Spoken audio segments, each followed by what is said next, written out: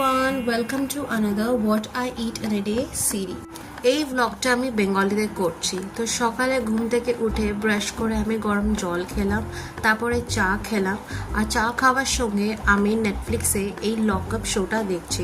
যোগেশে যাওয়ার পর শোটা একটু বোরিং হয়ে গেছিল, বাট অপূর্বার আসার পর শোটা এখন ভালো লাগছে, because she is the Khaleesi queen known as rebel kid. তারপরে আমি ব্রেকফাস্ট করতে চলে গেছি। ব্রেকফাস্টে ছিল ঘুগনি আর রুটি। ব্রেকফাস্টের পর আমি একটু পড়তে চলে গেলাম আর একটু কারেন্ট অ্যাফেয়ার্স দেখলাম।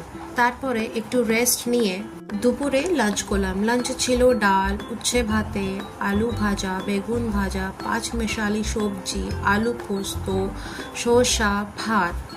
তারপরে এর সঙ্গে আমি দেখছিলাম কোরিয়ান ড্রামা প্রায় শেষে দেখি, আর ড্রামাটা খুবই ভালো ছিল। তারপরে সন্ধেবেলায় আমার একটু খিদে পাচ্ছিল, তো আমি খেলাম Maggi R dalgona coffee.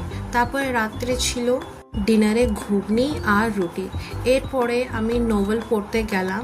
So yeah, that's it for today, by.